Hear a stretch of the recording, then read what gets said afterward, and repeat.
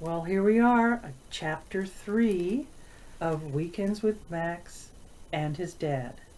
And we're in the first weekend when this chapter is really going to be showing their spy skills. Because remember, that's something that Max is very into now. And when we left at the end of chapter 2, they were in the diner near his dad's apartment eating breakfast. In between bites of bacon and pineapple pancake, Max gave Dad a crash course in basic spying. He started by taking a small camera, a spiral notebook, and a pencil out of his pockets. "I'm going to notice things," Max said, handing Dad the notebook and pencil. "And you can write down what I say." 10-4, Agent Pepperoni, said Dad. 10-4 was a police way of saying okay, not a spy way. But Max didn't say anything. He did not want Dad to get discouraged on his first day as a helper spy. They listened as a lady in a purple turban told Ace about her basset hounds, Barkus and Peggotty. "Jot that down," said Max. "It might be important." "Really?" asked Dad. "Trust me," said Max. "I am a listening expert." He handed Dad the camera. "We should take some pictures, too." Dad aimed the camera at a man eating an omelet. The man scowled. "Try it sneaky spy style, Agent Cheese." Max set the camera on the counter. He turned the lens to the left and, without looking at the screen, snapped 2 shots. Snap, snap.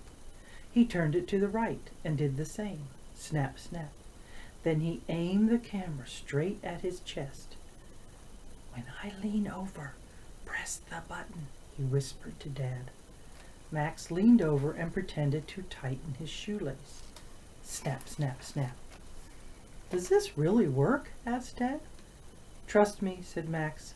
"I'm a sneaky photo expert."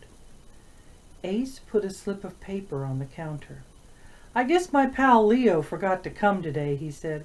"I hope he doesn't forget that the Ukulele Union meets on Wednesday night." "I'm sure he'll remember," said Dad. Max studied the writing on the slip of paper. There were numbers and letters on it, but the scribbly cursive was hard to read. "I am a secret code expert," said Max when Ace had gone to fill someone else's coffee cup. "But this message is a stumper." "I can read it," said Dad. He took out his wallet. "I'm an expert at some things, too."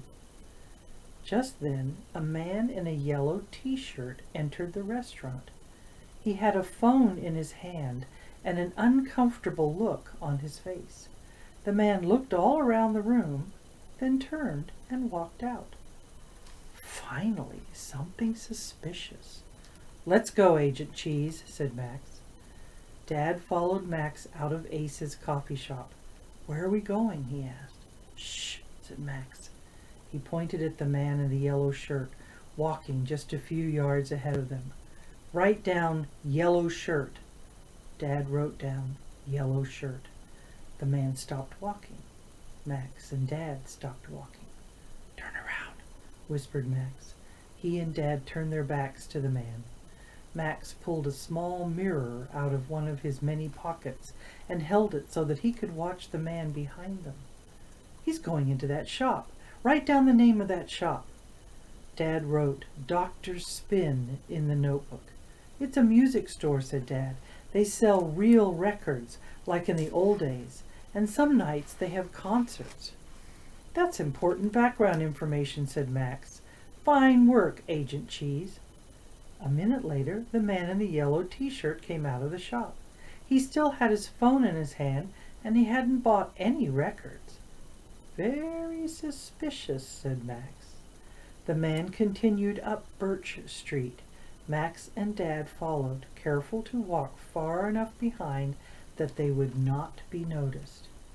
The man went inside the Black Dog bookstore and came back out. He went into Give It Another Go vintage clothing and came back out.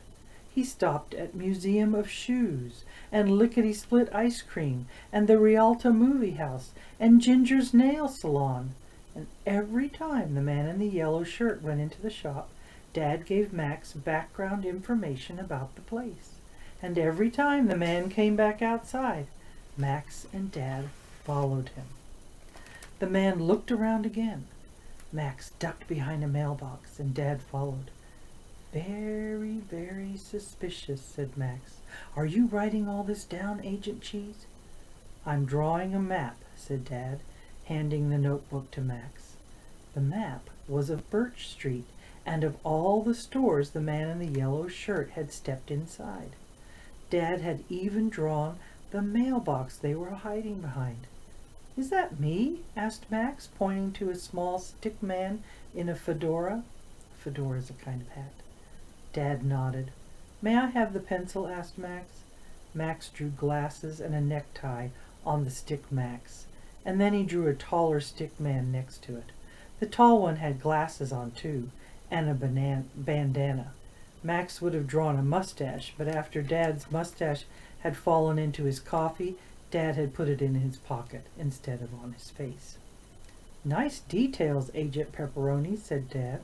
"Should we draw the man in the yellow shirt, too?" The man in the yellow shirt? Max had almost forgotten about him.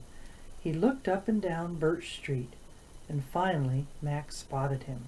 The man had crossed the road and was about to enter another building. "Shops on Birch," it said above the door. "We can't lose him," said Max. He ran to the corner, and Dad followed. But just as they reached it, the street light turned red. Max hopped up and down. He wanted to keep running, but even spies needed to obey traffic signals. At last the light turned green. Max and Dad ran across the intersection and down the street to Shops on Birch. Inside was a wide corridor lined with stores. The man in the yellow shirt was gone. That's the end of chapter 3. Better come back for chapter 4.